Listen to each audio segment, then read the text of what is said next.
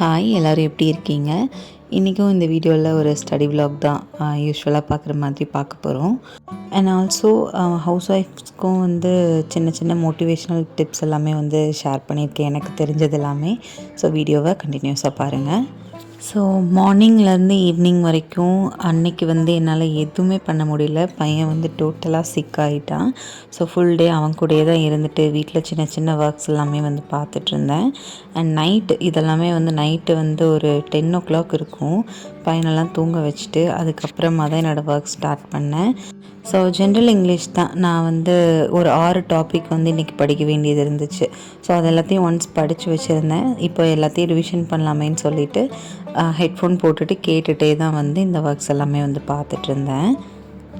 இப்போது பையனுக்கு 5 months ஆச்சு. ஸோ நிறைய ட்ரெஸ் சின்ன சின்னதாக இருந்துச்சு. ஸோ அது எல்லாமே எடுத்து பேக் பண்ணி வேறு ஒரு இடத்துல செட் பண்ணணும். ஏன்னா டெய்லி அன்னன்னைக்கு ட்ரெஸ் தேடி எடுக்க முடியல என்னால். சைஸும் இவ்வளோ நாளாக ஒன்று இருந்துச்சு. அண்ட் இதுக்கப்புறமா டோட்டலாக சேஞ்ச் ஆகுது. ஸோ அதுக்கு ஏற்ற மாதிரி வேணுன்றதை எடுத்து வச்சுட்டு வேணாங்கிறது எல்லாத்தையும் எடுத்து பேக் பண்ணி தனியாக வைக்க போகிறேன். டே டைமில் என்னால் எதுவுமே பண்ண முடியல.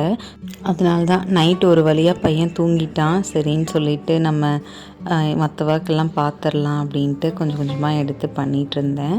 ஏன்னா உடம்பு சரியில்லை அப்படின்னா நம்மளை விட்டு இறங்கவே மாட்டுறாங்க, கூடவே இருக்காங்க. ஸோ உங்களுக்கு இப்படிலாம் நடந்திருக்கா அப்படின்னு கமெண்ட் பண்ணுங்கள். அண்ட் இன்னொன்று தோணுச்சு, நான் முன்னாடியெல்லாம் ஒரு சில டைமில் நைட்டில் ரீட் பண்ணியிருக்கேன், ரொம்ப நல்லாயிருக்கும். அகெயின் பேசாமல் டே டைம்லலாம் அவன் கூடயே இருந்துட்டு நைட் ஆச்சுன்னா இப்படி நைட் டைமில் கூட படிக்க ஆரம்பிச்சிடலாமே அப்படின்னு தோணுச்சு. ரொம்ப பீஸ்ஃபுல்லாக எந்த ஒரு சவுண்டுமே இல்லாமல் ரொம்ப சைலண்ட்டாக இருந்துச்சு. ஸோ ஃபைனலி எல்லா திங்ஸையும் அங்கங்கே செட் பண்ணியாச்சு. கவர்மெண்ட்டில் கொடுத்த இந்த 2 பேஸ்கெட்டும் இப்போ தான் ரொம்ப யூஸ்ஃபுல்லாக இருக்குது. இது நெக்ஸ்ட் டே மார்னிங் பார்த்தோன்னா ஒரு 6:30 இருக்கும்.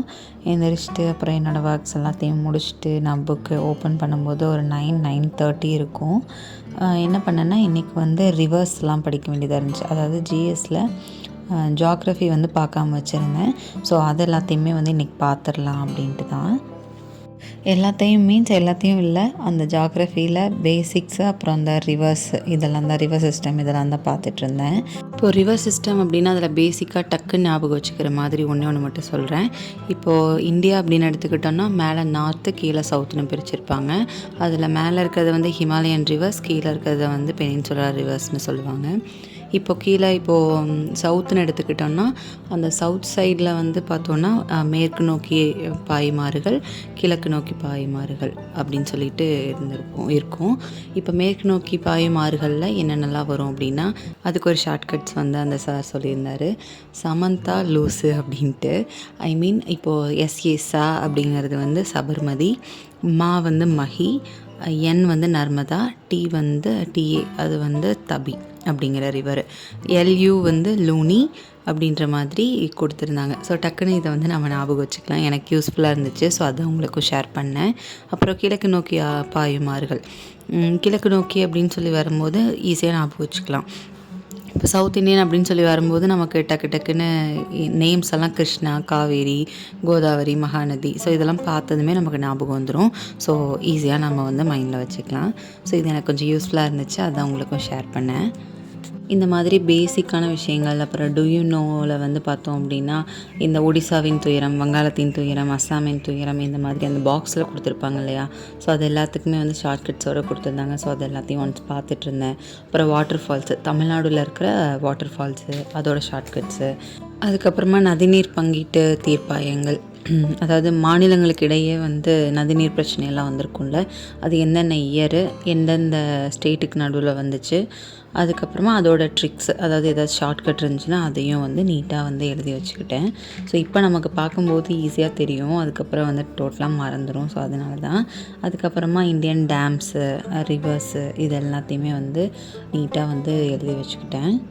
House wife, newly married, work பண்ணாமல் வீட்டில் சும்மா இருக்கிறோம் அப்படின்னு சொல்லி ஒரு ஃபீலில் இருக்கவங்க எல்லாத்துக்கும் ஒரு சின்ன டிப் ஷேர் பண்ணலாம் அப்படின்னு தோணுச்சு. ரொம்ப ரொம்ப சிம்பிளான டிப் தான், ஆனால் அது வந்து எனக்கு கொஞ்சம் யூஸ்ஃபுல்லாக இருந்துச்சு. அதனால தான் என்ன அப்படின்னு பார்த்தோன்னா, இப்போது நம்ம மார்னிங்லேருந்து ஈவினிங் வரைக்கும், அதாவது ஒரு நைட்டு வரைக்கும் நம்ம ஒரு ரூம்குள்ளே நாம் மட்டும்தான் இருக்கிறோம், இல்லை நம்ம கூட வந்து ஃபேமிலியில் இருக்க ஒரு 2-3 பேர் தான் இருப்பாங்க. ஸோ அந்த மாதிரி டைமில் வந்து நமக்கு ரொம்ப டிமோட்டிவேட்டடாக ஃபீல் ஆகும். ஒன்று நம்ம காலேஜ் போயிட்டு இருந்திருப்போம், இல்லைனா ஒர்க் பண்ணிகிட்டு இருந்திருப்போம், இல்லைனா ஏதாச்சும் ஒன்று நம்ம வெளியில் போய் பண்ணுற மாதிரி இருந்திருப்போம். பட் அந்த டைமில் வந்து இருந்த அந்த ஒரு ஃப்ரீடம் வந்து இப்போ இல்லையே அப்படிங்கிற ஃபீலிங்ஸ் வந்து எல்லாருக்குமே இருக்கும். ஸோ அதெல்லாம் எனக்கு போகணும் அப்படின்னு சொல்லி நினச்சோம் அப்படின்னா, நம்ம மார்னிங்லேருந்து ஈவினிங் வரைக்கும் நம்மளை நாம் கொஞ்சம் க்ரூம்டாக வச்சுக்கணும் அப்படின்னு வந்து நான் யோசித்தேன். ஸோ இனிஷியல் ஸ்டேஜில் அது எனக்கு வந்து ரொம்ப கஷ்டமாக இருந்துச்சு. ஸோ க்ரூம்டு அப்படின்ற மீன்ஸ் வந்து நம்ம ஒரு நல்ல பார்லர் போய் ஒரு ஃபேஷியல் எடுத்துக்கிட்டு, இல்லை நல்ல ப்ராப்பரான ஒரு க்ரூம்டாக இருக்கணும்னு நான் சொல்ல வரல. நம்மளால் முடிஞ்ச அளவுக்கு இப்போ மார்னிங் எழுந்ததுமே வந்து ஃபேஸ் வாஷ் பண்ணுறோம் யூஸ்வலாக. அப்படியே தலை கலைஞ்சிருந்துச்சு அப்படின்னா டக்குன்னு அதை வந்து ஒரு தடவை சீவி அதை ப்ராப்பராக வச்சுக்கலாம். தென் நம்ம வந்து நைட்டீஸில் மேக்ஸிமம் இருக்கிற மாதிரி இருக்கும் இப்போ ஃபீடிங் மாமிஸ் எல்லாருமே.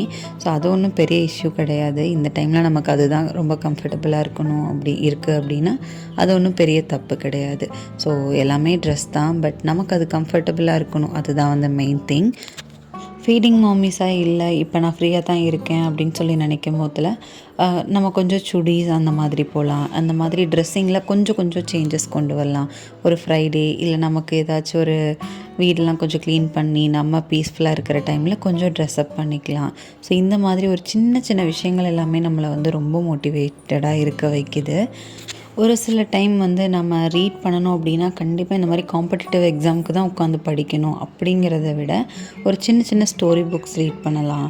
நம்ம எப்போவுமே வீட்டில் தான் இருக்கோம், நம்ம ஜாலியாக ரீல்ஸ் மட்டும் பார்த்துட்டு இல்லை ஏதாச்சும் ஷார்ட்ஸ் மட்டும் பார்த்துட்டு அப்படியே போகணும் அப்படின்றதும் கிடையாது. அதுலேயே ஒரு சின்ன ஆல்ட்ரேஷன் வந்து நம்ம கொண்டு வரலாம்.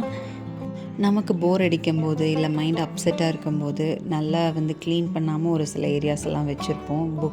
புக் ஷெல்ஃபு, வார்ட்ரோபு, இந்த மாதிரி ஏதாச்சும் ஒரு சின்ன இடத்தெல்லாம் வந்து ரொம்ப நல்லா க்ளீன் பண்ணாமல் வச்சுருப்போம். ஸோ அது எல்லாத்தையுமே வந்து ரொம்ப ஸ்ட்ரெஸ்ஃபுல்லாக இருக்க டைமில் வந்து க்ளீன் பண்ணலாம். ஸோ நமக்கு சேம் டைம் வந்து ஒர்க்கும் முடிஞ்சிடும், நாமளும் கொஞ்சம் ரிலீஃப் ஆகிடுவோம். அண்ட் வீட்டில் தனியாக இருந்தோம் அப்படின்னாலே நமக்கு ஃபேமிலியில் நடக்கிற இஷ்யூஸு இல்லை ஃப்ரெண்ட்ஸ்குள்ளே வர இஷ்யூஸ் இல்லை ஏதாவது ஒரு இஷ்யூ பற்றி நம்ம யோசிச்சுட்டே இருப்போம்.